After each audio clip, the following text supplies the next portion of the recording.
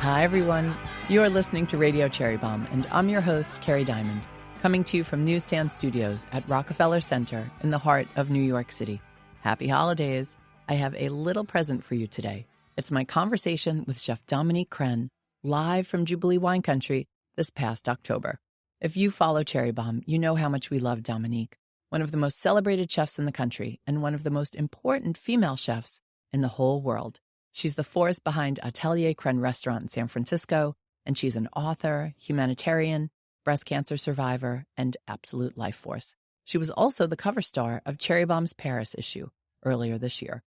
Jubilee Wine Country Weekend was hosted by Cherry Bombe at the Solage Napa Valley Resort in Calistoga, California, and it was an incredible weekend.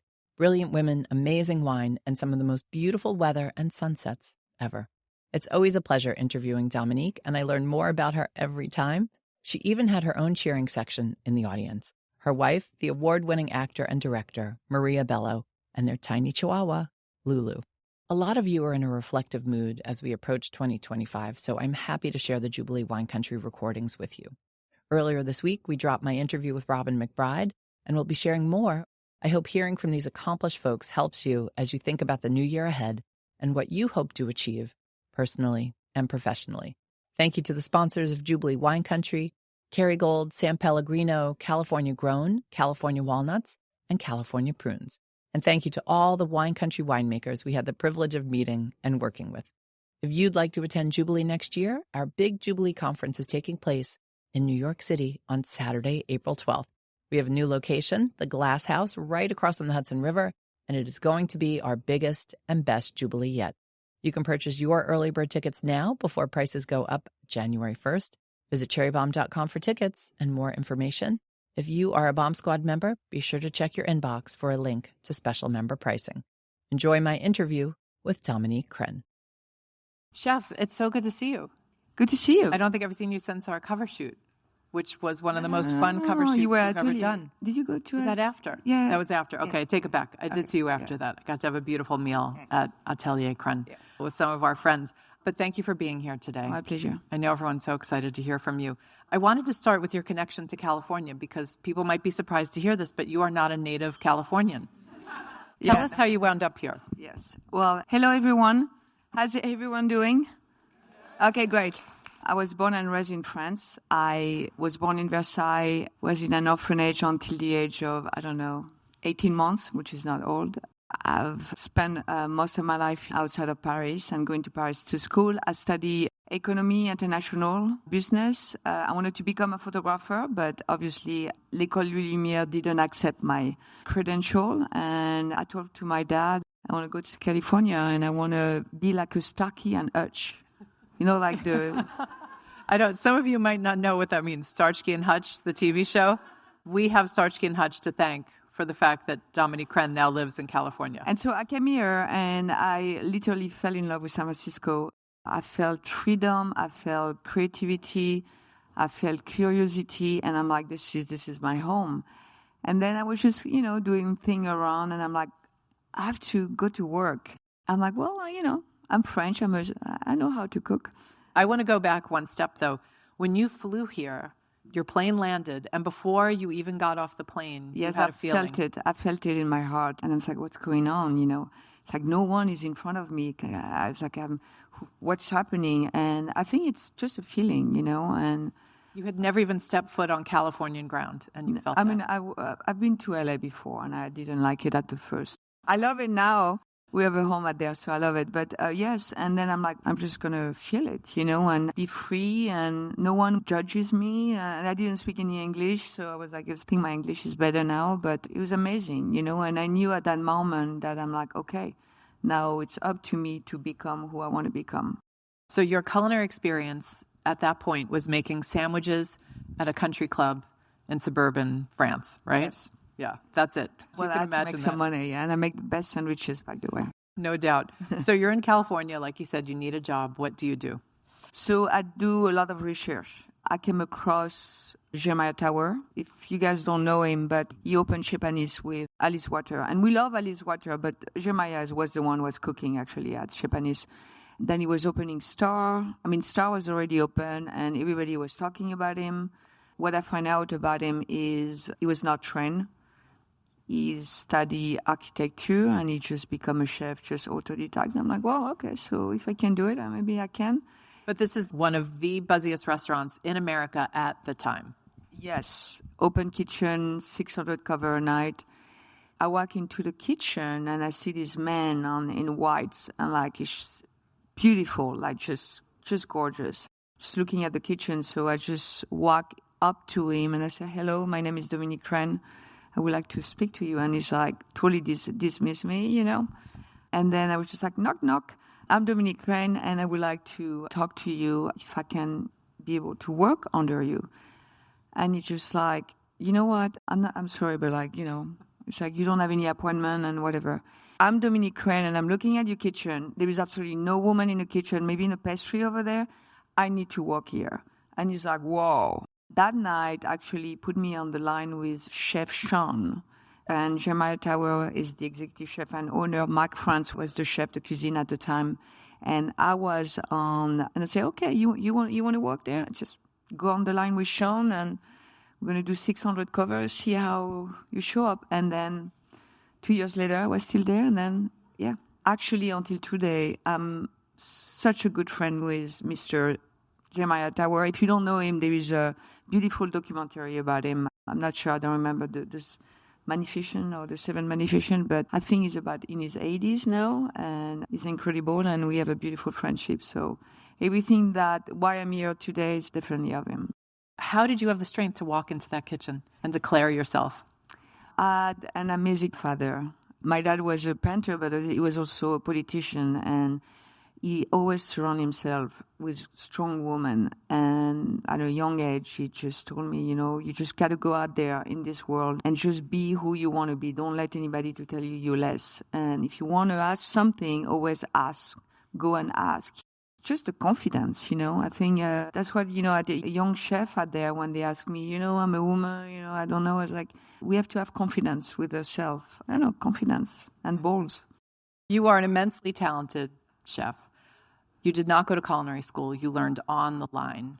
You have such a specific culinary vocabulary today. How did that develop? I'm an artist, you know, and I like to look at things, you know, differently and use things as a language. You know, food has become a language for me, and it's a way to communicate to someone. Food is not just food on the table and feeding people. I mean, it's one of them. It's very complicated, and also what comes from food, all the different branches, you know. So if you can use food and understand the purpose of it, then you can do everything you want. We live in a world where food is the core of the society. It's also soul to a community.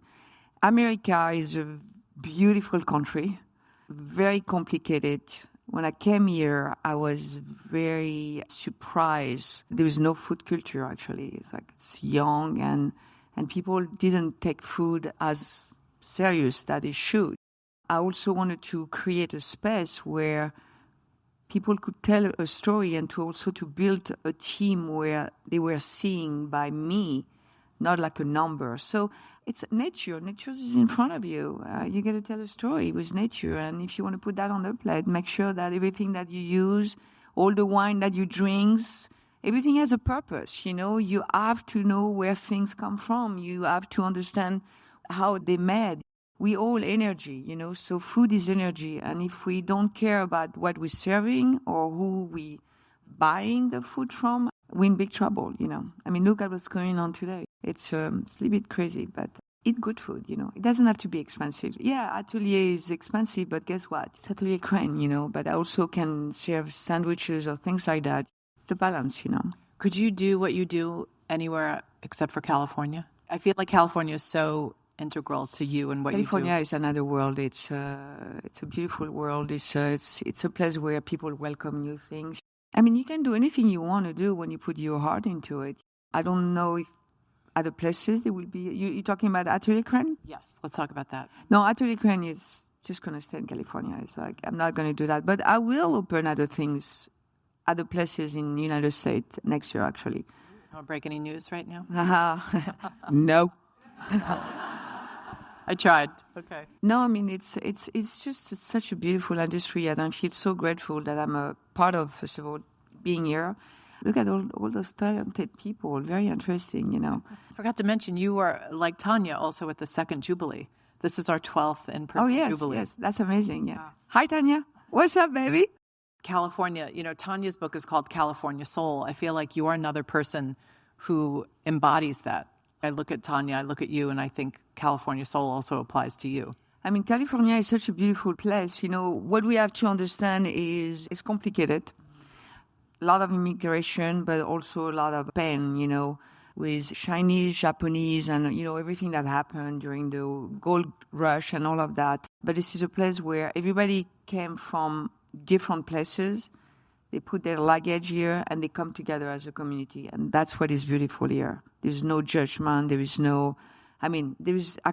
discrimination everywhere. But like California is different. But it's also a land of agriculture, a land of history, a land of curiosity, of new things happening, a lot of outside of the box. Obviously, there is a lot of company, AI and all that, which is great, but a lot of innovation here. And that's the only place in the United States, actually, that you find that. I just love it. There is the water, and I don't know, I really, really love it. I love California. I love the people here, and we get a bad rap all over the world, those crazy liberal. I just don't understand it, but we're just here because we love our community. Doesn't matter what happened. When there is fires, we're right there at the forefront to help people. When COVID, which San Francisco was affected, almost 2 years of closing, outside cooking for everyone, the homeless population and the frontline helper, like all of this, we are a community here, and that's what I love this place. Folks might not realize you have a farm. Oh, yes. You want to tell us about your farm for a minute? So my ex-partner and I, which we have 2 beautiful kids together, Charlotte and Olivia, we found this farm in 2010. She bought it and had this vision about we have to work on the farm and work on the soil, not just for growing vegetable at the beginning. And then after that, it's like, wow, we have to really plant the seed here for the next generation to come. And so it's been 14 years, and the farm is amazing. It's a regenerative farm. It's also a farm that we bring people to educate people also. And it's just amazing. For the last few years, you see, we have bees, we have different insects, different flowers, 36 different vegetables. And it's just hard to take care of a farm, but it's regenerative. And I think what we did is just plant the seed, and the next generation obviously can enjoy this farm. And it's amazing, yeah.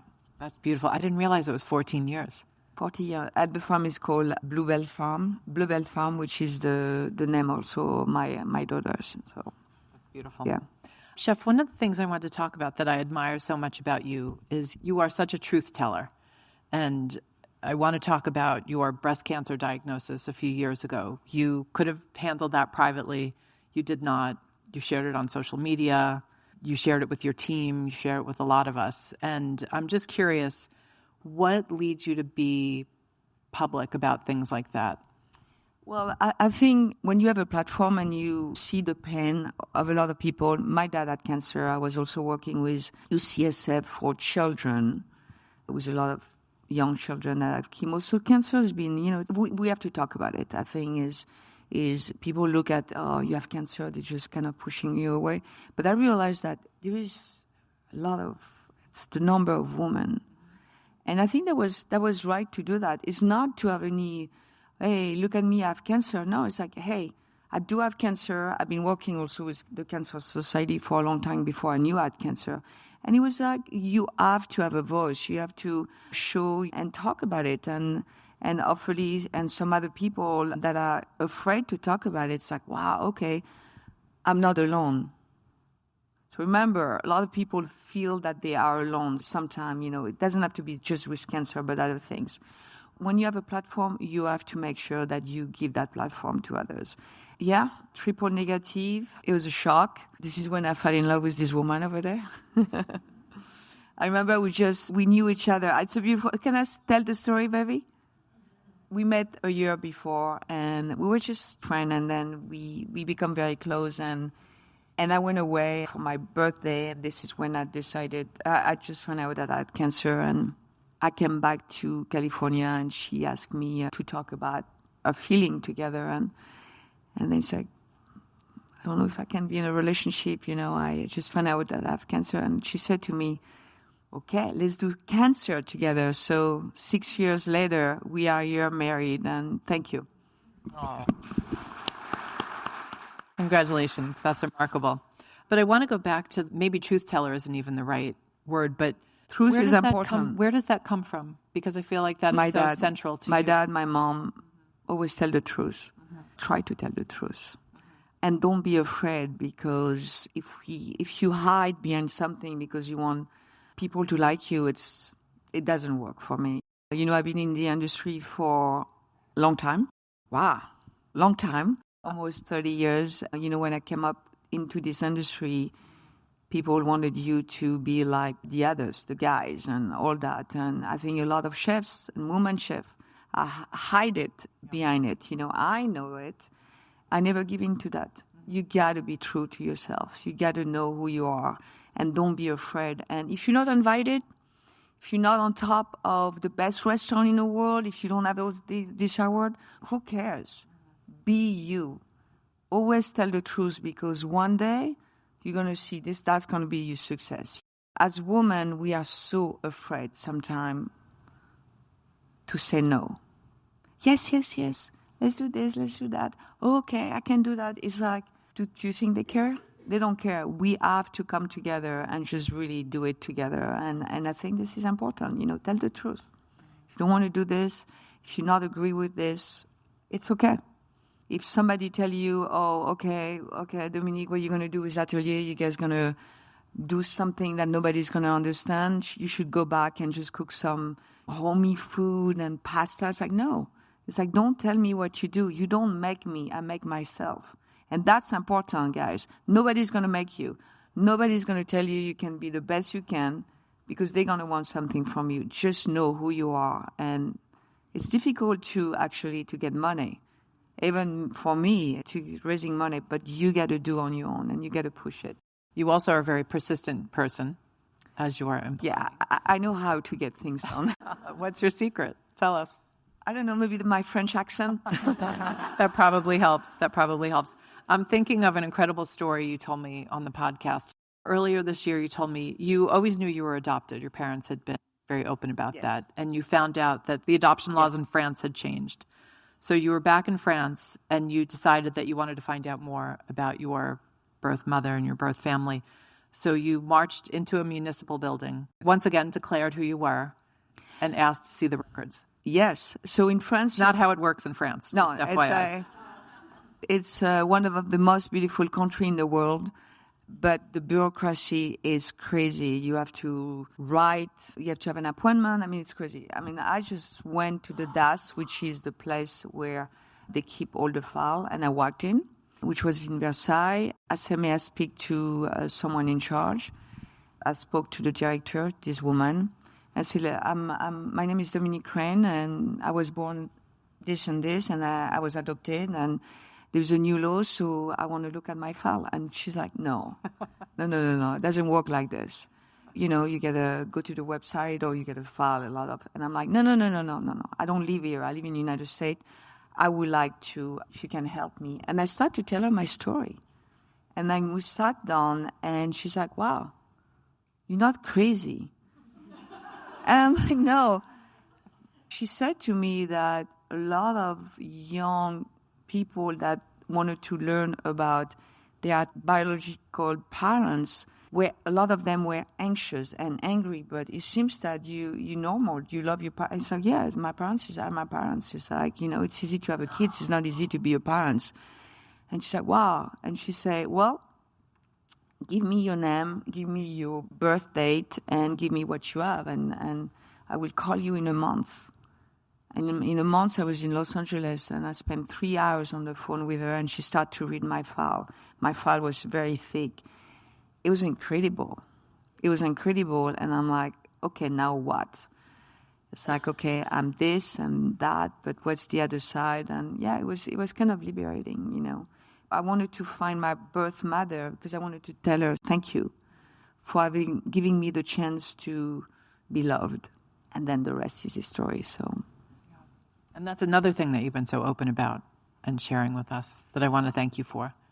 Yeah, I mean, it's just, I was born in France, but, I think it's also to help others when, I think maybe I carry this anxiety of being abandoned because I was abandoned, but I'm trying to walk through that. But being loved by two people that really want you, it's incredible. And it changed my life, and I think I want to carry this through my life to make sure that with my children, I want to love them. I just, it's such a gift to have children, and you can adopt them or not, or, we have had to go through different ways to get also Charlotte and Olivia.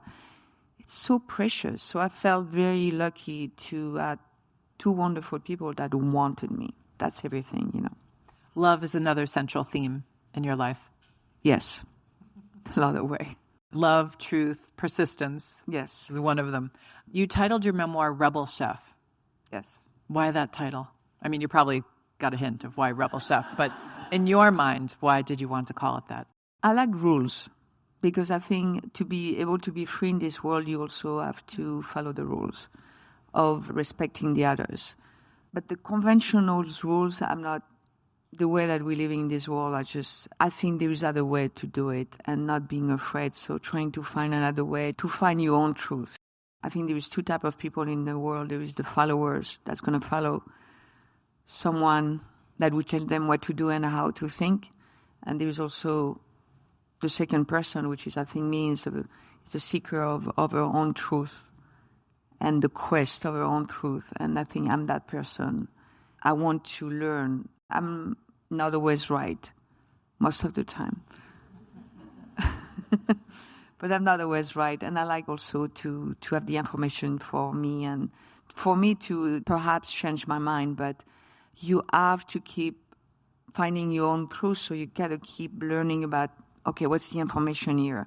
And I think that's why it's rebel for me, And as a chef, I want to do my own things, I don't want to do the same thing that other chefs do, the same menu and like, oh my God, you have to have this on the menu. If you don't have this, then people are going to be against you. No, it's just like, dude, let me do what I want to do and I want to tell a story. So obviously it's working for me, so. Exactly. I don't have to, we don't have to please everyone. But what you have to do is you have to be genuine about what you're doing, And I think when you are genuine and when you do something that you come from here, I'm inviting people to my home and to surrender to my story. Don't come there with expectation on your high horse and thinking that you know everything. Because if you come to my home and you're being disrespectful to my home and to the people that are going to serve you, you're going to go out. And I did that before. Everybody is welcome. But if you're an asshole, I'm sorry to say that, you get out. I remember it was a few years ago. Those two guys came to Atelier Crenn. It was a big bottle of wine, like those big, how you call them? Like it's Magnums? Yeah, whatever, Magnum. Horrible. Cabernet that you can find in a Vaughan or Safeway. And they just came and they just put the big bottle on the table and started to disrespect my server, this young woman, Kathy. And I watched them, and they keep disrespecting her. Got out of the kitchen, and I went to the table, and they were like, oh my God, hi, chef. And I said, hi, how are you? And I said, I'm so sorry, but you are here in my home. First of all, you're bringing a shitty wine. And second of all, that should be the first thing, you do not disrespect my employee. She's here, and she's here also to help you to have a great experience. So I'm going to tell you right now, I don't need your money. You take your wine and you get your ass out. And they did it. And I had a bad review on TripAdvisor or something like that. Whatever, but you got to stand also for people that work with you. That's what it's important, because money is doesn't have that value for me. Money it's what you do with it. But if you don't protect the people that are working with you, then who's going to protect you, So, yes, no, the guest is not the king or the queen. I am the queen. All right. I mean, that's a great place to end. I have one last question for you. The next week and a half is going to be a little rough for a lot of us. And I've always admired... We're talking about it today. I've always admired you for so many things. And I would love for you to just give... You are a wise person. I know you don't go around telling people that, but I've learned a lot from you over the years, and I'm grateful for our friendship and for what I've learned from you. Could you give us some wise words about how to handle the next week and a half? Yes. Good under pressure, chef. Absolutely. Whatever's going to happen is whatever's going to happen. If America want to go one way, they're going to go one way. If they want to go the other way, they're going to go the other way. What we have to do as people, we have to organize. We have to support each other. We have to support the community. We have to really come together. I'm a woman. I believe in the freedom of myself. Nobody tell me what to do. I have children, 2 daughters. I want them to be free. I want them to excel in this world. Young people. I don't want to be in a place where it's just keep people anxious. I don't want that. But we have to organize and we have to believe in ourselves, in ourselves. So believe, have a lot of hope. It's going to be okay. I'm telling you it's going to be okay. My guts tell me that it's going to be okay. Well, trusting your gut has gotten you this far, so I'm going to trust your gut on this one. So yeah, trust your gut. It's going to be okay. Everything's going to be okay. I'm going to have a party no matter what. All right. Well, Dominique, thank you so much thank you for everything having me. For being here today. That's it for today's show. I would love for you to subscribe to Radio Cherry Bombe on Apple Podcasts or Spotify and leave a rating and a review. Anyone you want to hear on an upcoming episode? Let me know. Our theme song is by the band Tra La La. Joseph Hazen is the studio engineer for Newsstand Studios. Our producers are Catherine Baker and Jenna Sadu, and our editorial coordinator is Sophie Kais. Thanks for listening, everybody. You're the bomb.